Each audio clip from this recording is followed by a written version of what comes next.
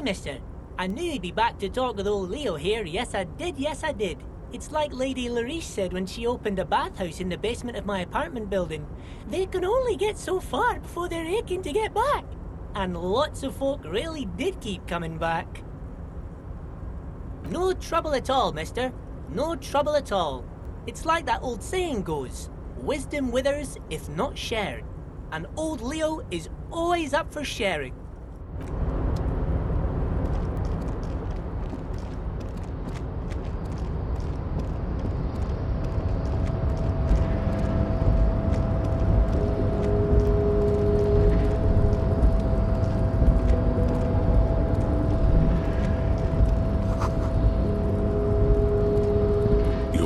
Before the cargo container. Its draw has not lessened since you were...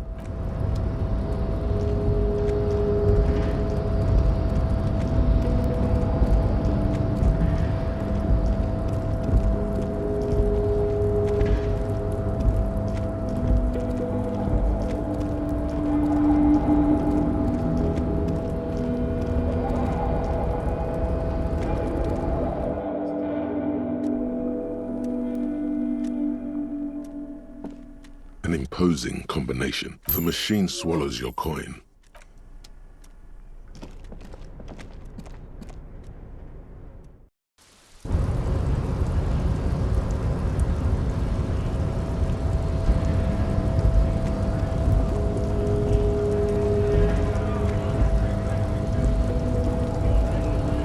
So, how'd you like our harbor? You've been in there, he means. Talked to the boss man too. Probably. It's but a rest area on the path leading across open plains. Right. You talk to the boss, eye to eye, like men of the plain. If you have any more questions, I'm set to talk. Sure thing, my friend. I can help you out. Oh, sorry, friend. Didn't mean to throw it like that. It's a thing we harbor folk do. Comes naturally. Man of honor. I respect that. We were talking about scabs, yeah? A key, huh? What door is this key supposed to open?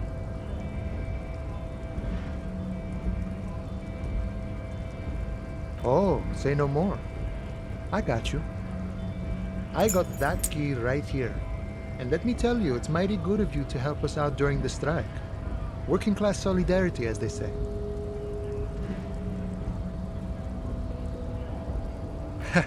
I'm not so sure about the hustle grind, but you know, it doesn't matter. It's a good thing you're doing. Thanks.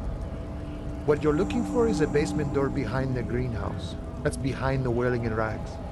That's all I know. Our organization is what you call compartmentalized. Means we keep out of each other's business. Okay, but where did you get the key from? The janitor gave it to me. Nice fella. We talked about life and things that really, truly matter. None of this mess we're in, this jiving and juggling. What's it for? To feed our children, I guess. I'm more of a philosophical dock worker, see. I like to talk about the big picture stuff. Who I am, who you are, what we are fighting for. He means he's not going to tell you, cause he doesn't know. But he will shoot his mouth off with you now that you're working for Everhart. Who he is, and what they're fighting for. This is interesting. We're negotiating our share. Aye.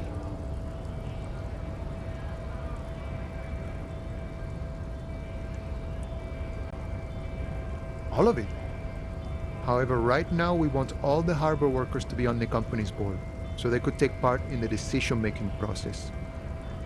This seditious talk sounds like communism.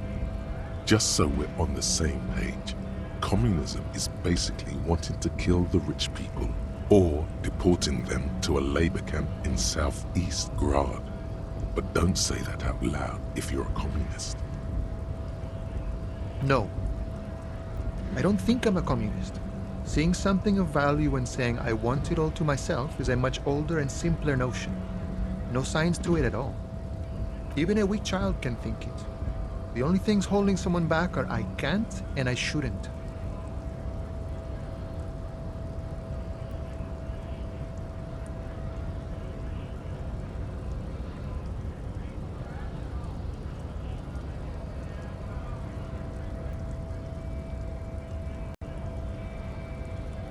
Then how can anything ever be mine?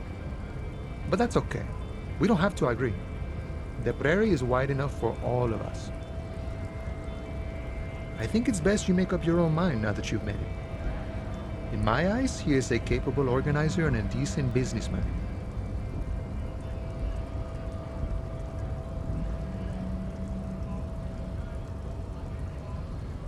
He's probably in his container at the harbor, so head right on in there.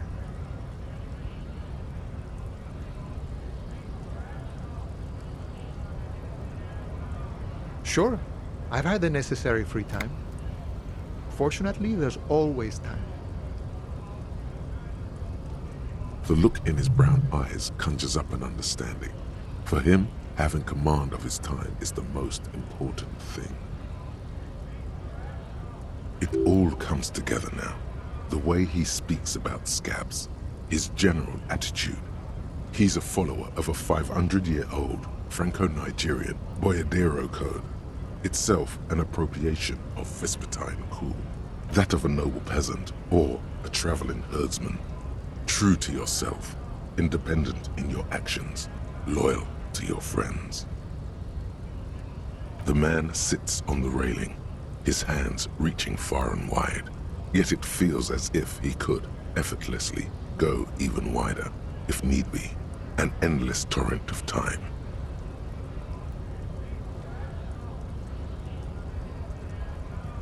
The mercenary, eh? Who could have killed him? That's indeed the question. Why even do such a thing?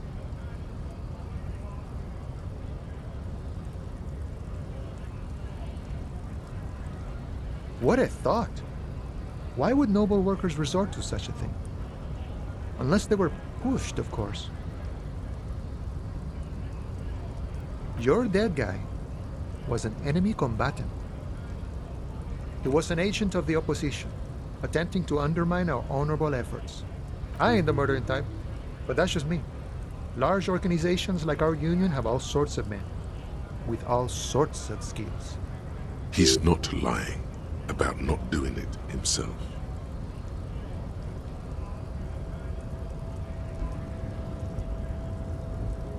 Understood. This has been of limited use. Still, thank you. No problem. I wish the best to you in your search.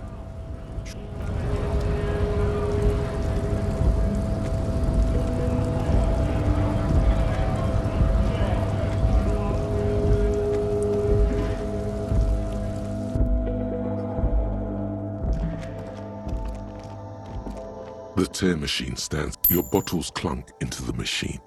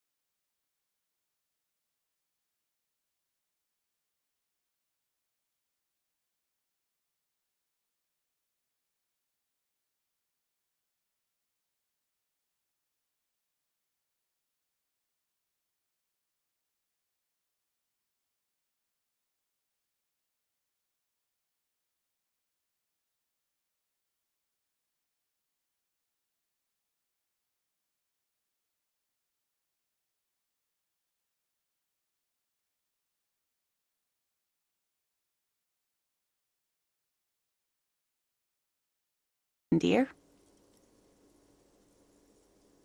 Please don't trouble yourself about me, sweetie. I was just hoping to make a call, but the Whirling's phone line isn't working. The union office probably has a phone, but I can't really get there, or to the phone booth down the coast. And Gary's phone is dead too. The manager was vague about it. Why would he be vague about phone problems? This is something to look into later. Ask God, maybe. To let the young woman who's house-sitting for us know that we may be delayed. Morel, my husband, and our friend Gary were supposed to get back by Monday night, but they're still missing, and I haven't heard from them. I was also hoping she'd heard from Morel. That's just it. This isn't like him at all. He always plans his expeditions so carefully. But you have more important things to worry about. More important than a missing expedition? I don't know. Expeditions often lead to something interesting. Just some field work, sweetie. Morel is a highly trained scientist. He and his assistant Gary are studying an extremely rare species of insect. But they should have returned by now. They were just going down the coast across the water lock to set a few traps.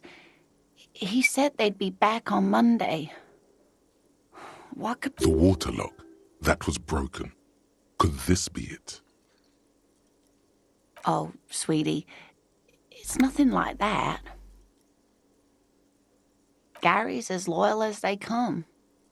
I'd trust him with my husband's life any day. Oh my, what happened to the water lock? Well, whatever the cause, I'm thankful. To both of you. You've spared me another sleepless night. You're welcome, ma'am. I hate to ask, but if your investigation takes you to the other side of the coast, please do keep an eye out for my... This will surely lead to a cryptozoological mystery with that extremely rare insect. Yes, some left-field scientific research is exactly what you need right now. Funk up that vanilla murder investigation. And if you see him, let him know Lena is waiting for him here at the Whirling. He gets so tangled up in his work that he may not know the water lock's been repaired. And it's cold out there.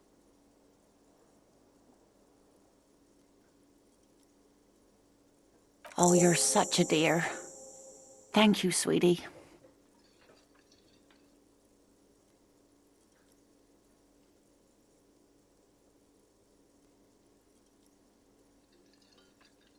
Oh, yes. A zoologist. A cryptozoologist, to be more precise. It's a pseudoscience that attempts to legitimize research into mythological beasts and urban legends. That's one opinion, yes. And people are entitled to their opinions. She's used to playing off such insults casually, but they still affect her. My apologies, ma'am. I did not mean to undermine your hobby.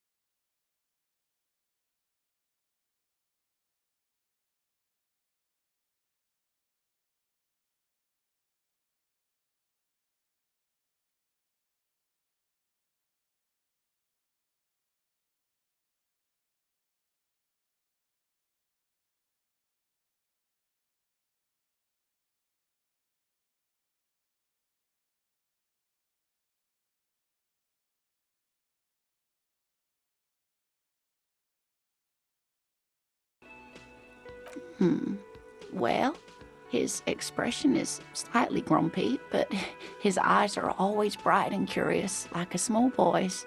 And his palms are quite coarse from all the field work, but he's quite gentle. Oh, well, he's a bit shorter than you, but with a larger frame, and he has longish white hair, usually a bit uncombed. You might say wild, even. The lieutenant pulls out his notebook and begins jotting down the woman's description. One other thing, he'll likely have all kinds of field gear on him, even if he's not out in the reeds, just in case. We'll be celebrating our 16th anniversary this autumn. Not the most numerically satisfying anniversary, but I like the less obvious milestones even more somehow. Via dating agency, I'm ashamed to say.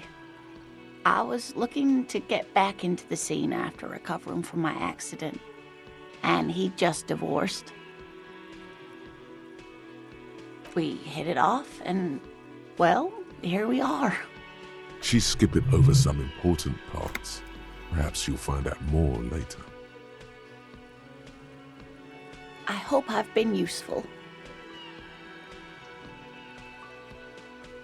Oh, sweetie, it's fascinating, but I shouldn't bore you with entomological minutiae. The lieutenant gives you a sideways glance. Well, it's a phasmid, technically, but...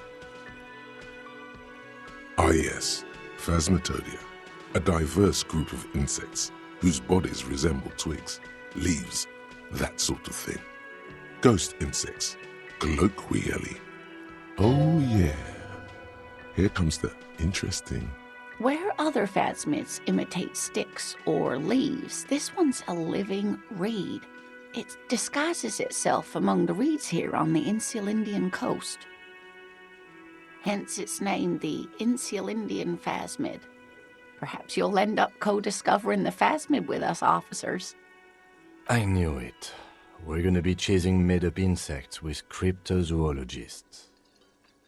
It's not made up, officer. I can assure you.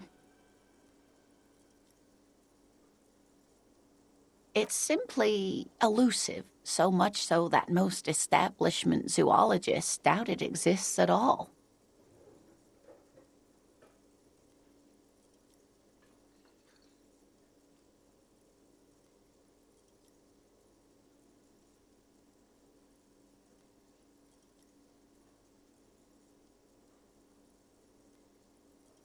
Well, some teenagers making out in the reeds saw one. They didn't know what it was, of course, but there was a brief article in a local newspaper about their encounter with a ghost insect that looks like the reeds. Gary sent us the clipping. Of course, most phasmid sightings turn out to be false alarms, but their description matched the Insulindian phasmid perfectly, and they didn't even know what they were looking at.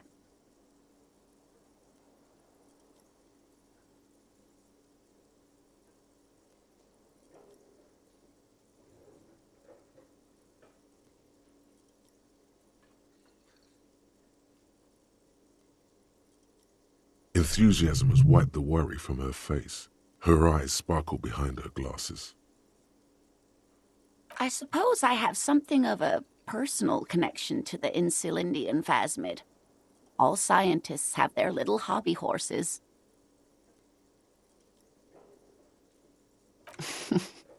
Not at all. Why else would it hide itself so carefully? Oh, I doubt it. No one gets into cryptozoology for the money, sweetie. Oh dear. I'm afraid I'm not explaining this very well. It is very special. Morel can explain it all much better. I wish you could hear him describe it. Then you'd understand, I'm sure.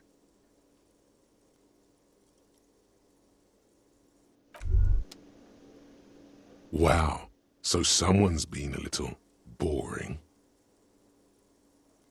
Yes, my standard Liege, someone's seen all sorts of wild ideas pop off and thought, I'll take the boring one. The regular, please. The brown.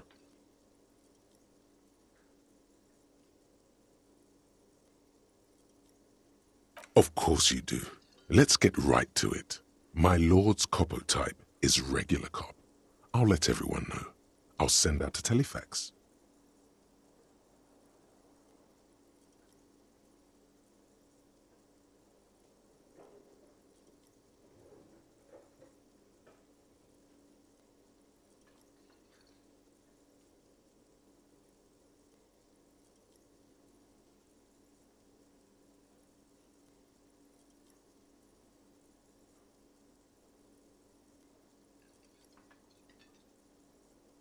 Yes, the type of cop you are, sire.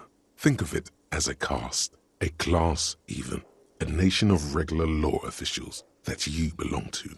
It comes, of course, with the usual benefits. Done and done. No actual communiques will be sent, of course. That would be too dramatic.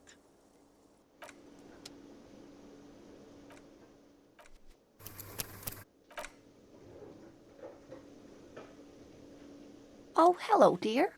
There you are again. You're an enthusiast.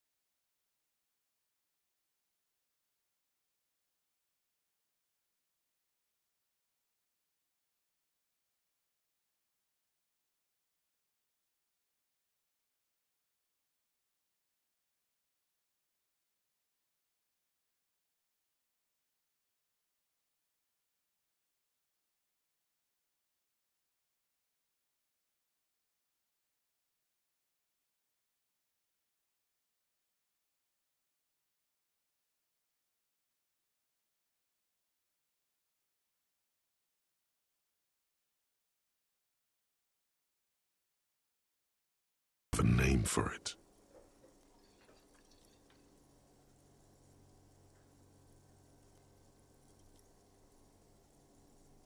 It's hardly worth a title. Anyway, Gart is the person to ask about this. The cafeteria manager.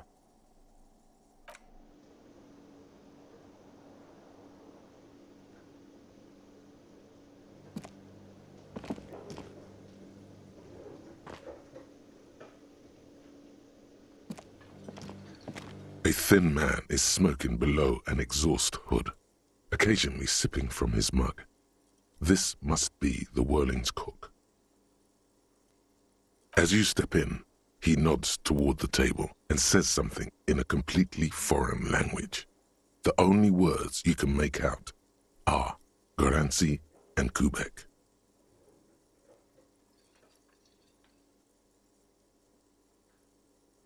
Okay, it's definitely not his name. Whatever you do, please don't call him Garancy Kubek. Please, it's not funny. The man puts his cup down and replies something, his left hand drawing arcs in the air. He looks up at you, then looks away quickly, shrugging and muttering something to himself. Shrugging is an international sign for, no, I don't know what's behind that door. The mention of mañana gets his attention. He smiles and delivers a whole slew of unfamiliar words and lively gestures.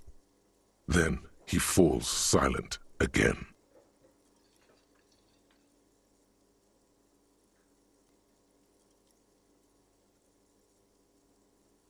The man says a couple of sentences in that strange language of his and then seems to wait for you to speak. I'm pretty sure he asked you a question. He doesn't know your language. You can just say something cool in return. Boss need more vodka? Okay, so it's vodka that keeps the men happy and in good spirits. Clever move by the Union. Vodka burst! I love it, Bratan! Turn it the fuck up and then ask for some yourself! Turning it up seems like a dangerous idea, honestly. The place is a powder keg.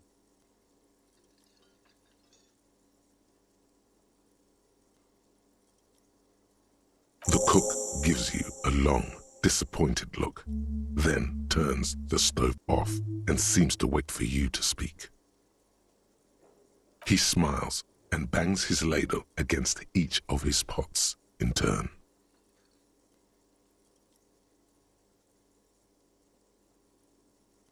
It's almost like music, especially with the sounds of assorted dishes boiling and simmering on the stove.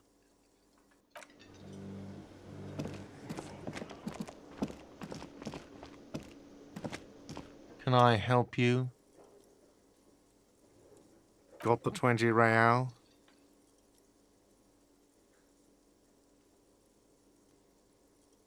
You must be kidding, right?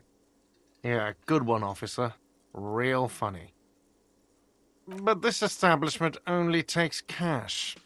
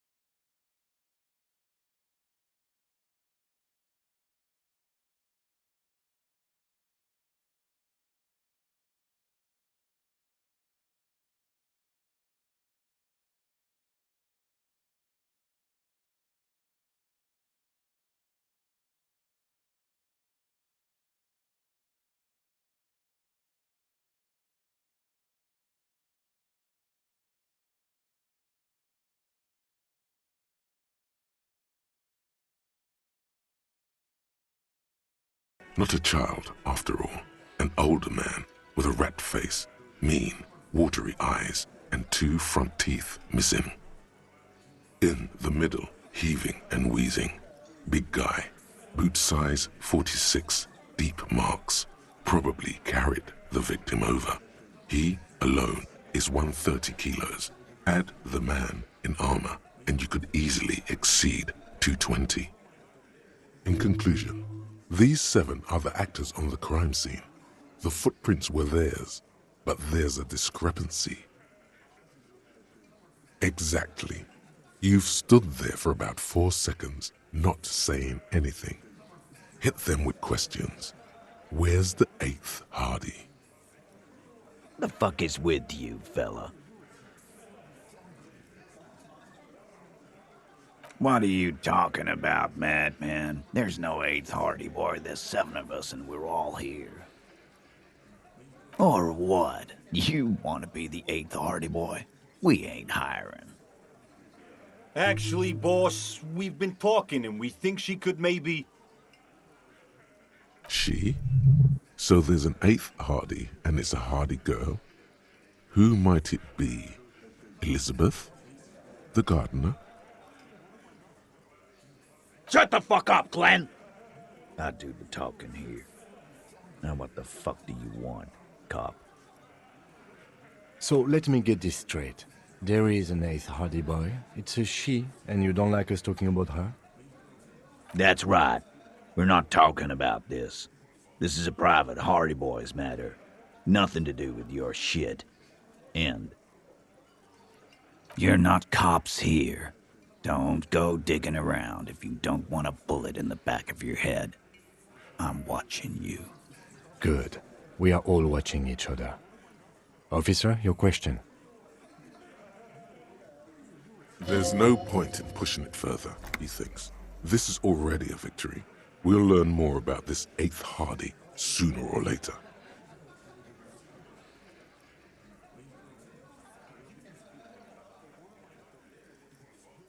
So, you're not just here to swing your big dick. You're here for the pretty boy.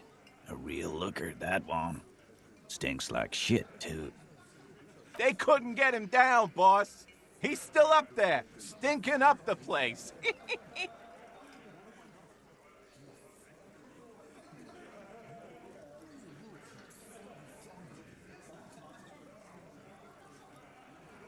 Funny. But my partner and I have a serious matter to discuss with you.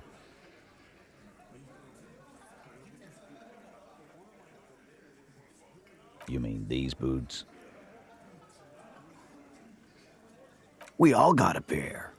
We wore them the night we took the pretty boy out back and hung him by the neck. Yeah, we did this. Together. All of us.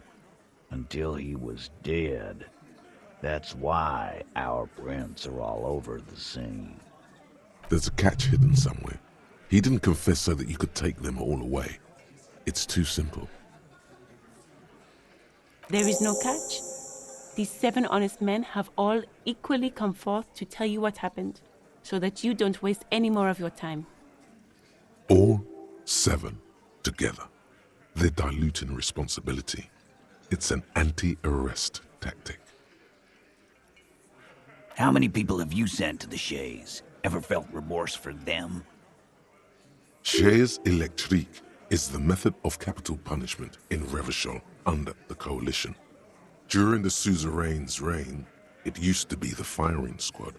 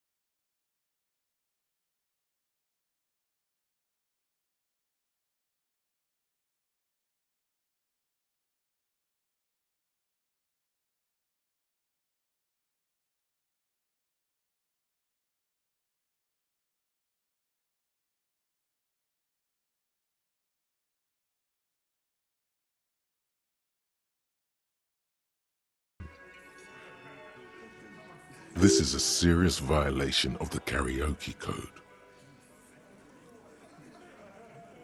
Wrong.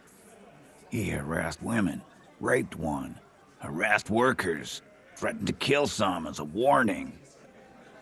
From rape to harassment to threats of violence. Why the strange de-escalation?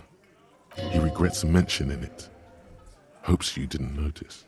To kill us all, if we don't open the gates, if we don't let the scabs in, if we don't bend over. And that was before he started coming here. Yeah, he said it was his favorite joint now. Started coming here every night. Drinking, grabbing girls. Grabbed one of ours mid-karaoke, right there on the stage. He grabbed someone?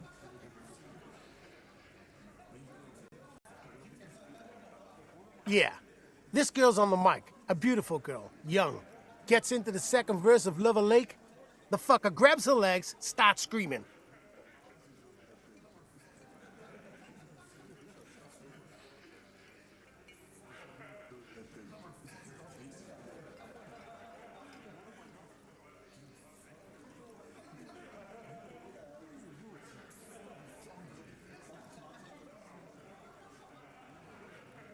Show me your cunt! Why don't you show me your cunt? Then, he gets knocked on the head with a wine bottle, doesn't even fall down. Aren't you fucking listening? My man is talking to you. He took care of it. They got the girl out before anything else could happen. Yeah, me and Eugene got her out. Aren't you fucking listening? There's something odd here. Seems like they don't want to talk about that rape Titus mentioned. Why not? This is a serious allegation. Make them talk about it. No, you're not getting the name. That's a Martinez matter, and I'm not discussing it with you clowns. There's nothing you can do for now. He's stonewalling you. We hanged him up by his neck until he got real still. Wasn't that obvious, copper? Didn't they teach you anything at the cop school, idiot? This is where an autopsy would come in handy. You have to work with what you know. Titus, you don't have to clarify anything. We overpowered him, dragged his unconscious body to the tree, put a noose around his neck, and hanged him till he was dead and steady. Then we left him for seagulls, maggots, and you fucks. Make them a bit more uncomfortable first, then see if it all adds up. With numbers, asshole. How do you think? You're right, Lizzie. I've done enough explaining here. No, he hasn't. Not yet. Weren't you fucking listening? The fucker came to our bar. It happened right here.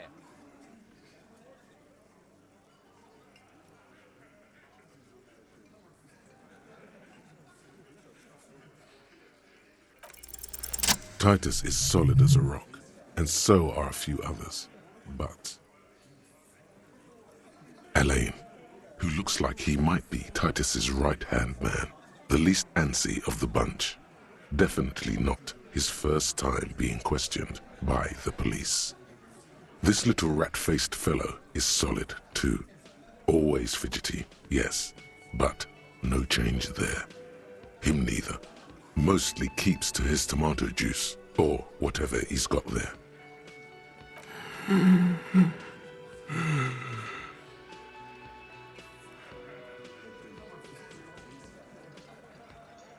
No.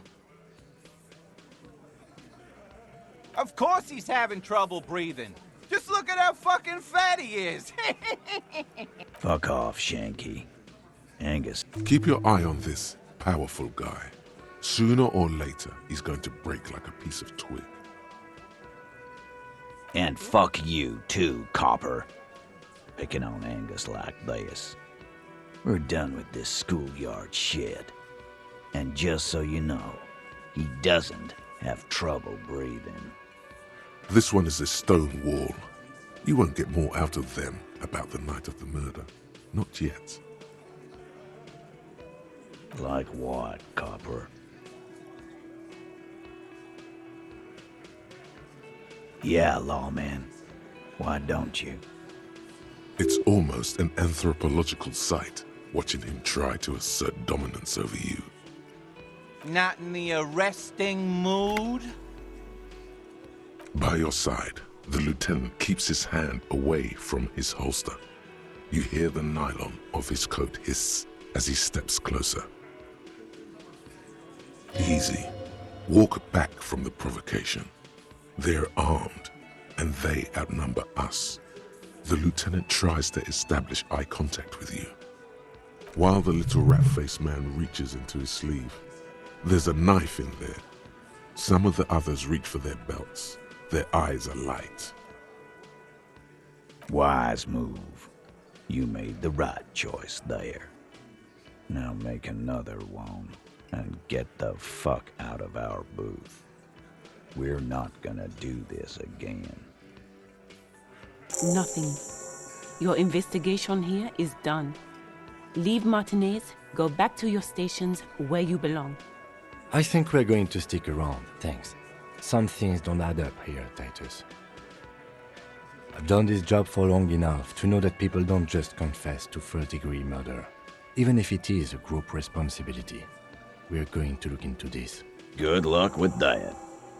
You've heard everything a rent-a-cop is gonna hear from us, real law officials. You're lucky you didn't get a beating.